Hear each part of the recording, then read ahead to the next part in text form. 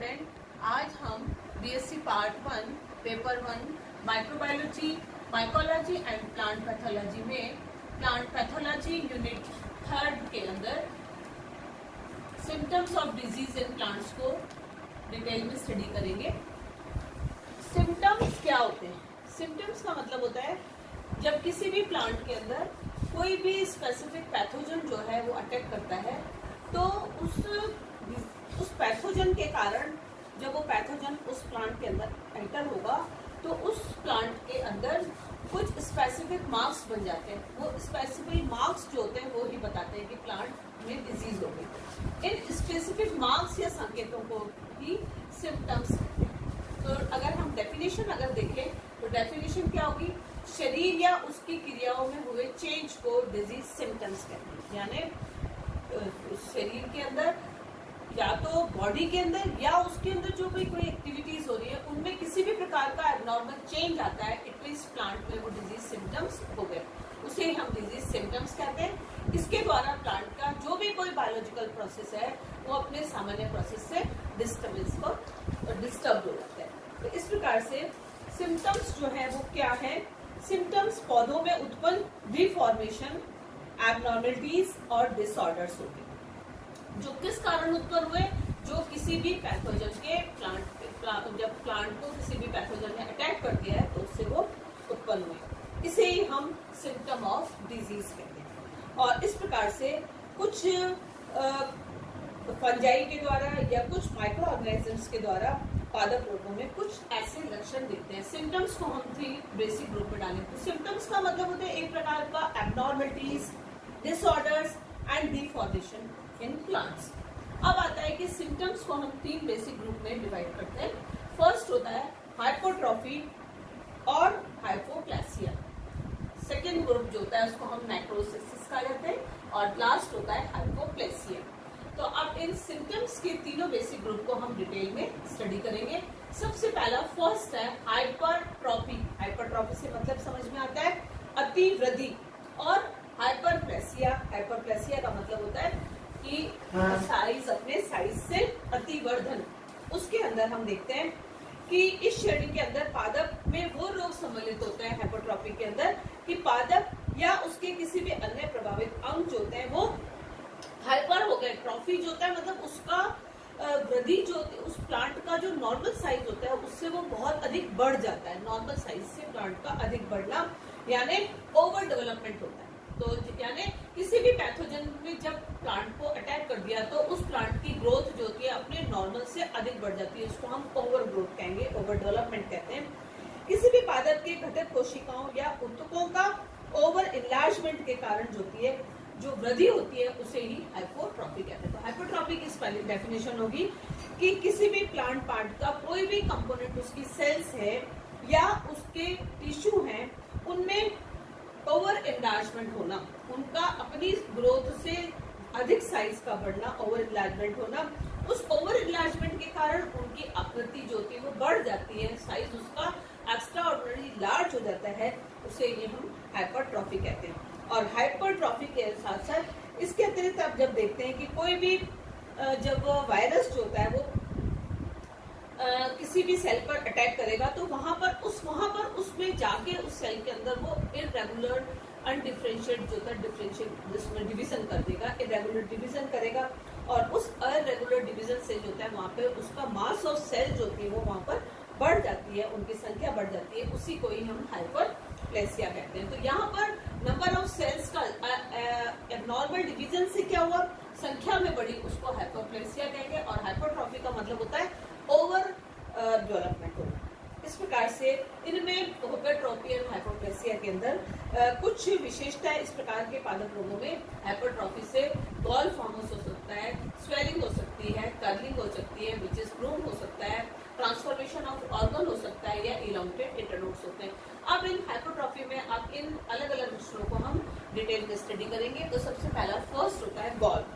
Gall क्या होती है?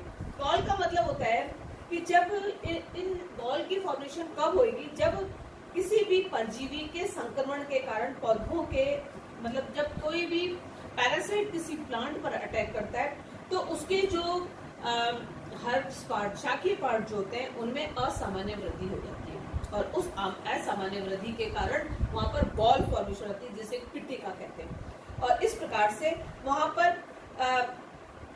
जो पिट्टिका जो होती है वो एक प्रकार की बॉल फॉर्मेशन होती है, विकट रचनाएं होती हैं। ये मांसल भी होती है या काष्ठीय। तो बॉल जो बन गया, गांठ बन गई, पिट्टिका बन गई, वो कैसी होगी?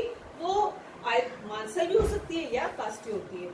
जैसे गुलर के अंदर हम देखते हैं कि उसके गुलर में या मक्का केक में जो कंठ डिजीज होती है उसमें एक छोटा सा मस्सा या ट्यूमर भी बन जाता है, तो उसको हम कहेंगे गॉल का बनना। तो यानी एक प्रकार का ट्यूमर, गॉल जो है वो एक प्रकार की ट्यूमर होती है। तो यहाँ पर हाइपरट्रॉफी के में जो लक्षण दिखेंगे वो फर्स्ट कंडीशन होती है गॉल का फॉर्मेशन होना। सेकेंड होता है स्वेलिंग। स्वेलिंग में क्या होता है? इसमें जब पादप रोग हो गया, प्लांट को कोई डिजीज हो गई, इससे उस पादप भाग की अत्यधिक साइज बढ़ जाएगा और इनलार्जमेंट ज्यादा होगा तो साइज बढ़ेगा और साइज इनलार्जमेंट जो होता है इसे ही हम स्वेलिंग कहते हैं। मतलब साइज से बढ़ गया, हम कहते हैं ना कोई चीज में उसका स्वेलिंग हो गई, स्वेलिंग से वो चीज, वो जगह जो थी वो फूल गई, उसको हम स्वेलिंग कहेंगे। और ये स्वेलिंग हम देखते हैं कि इसके अंदर आपके क्रूसीफेरी के अंदर जो होता है वो उसका जो इन्फ्लोरेसेंस होता है उसमें ऐसी चीज होती है। इसी प्रकार से जब उसके इसी स्वेलिंग में आता है कि कई बार रूट्स भी जो होती हैं वो उनका साइज जो होता है एक्स्ट्राऑर्डिनरी बढ़ जाता है, गुम्बद के आकार की लीफ हो जाती है जिसको हम क्लब रूट्स कहते हैं। और इस प्रकार से देखा जाता है कि ये स्वेलिंग के एग्जाम्पल होते हैं। नेक्स्ट है कर्लिंग।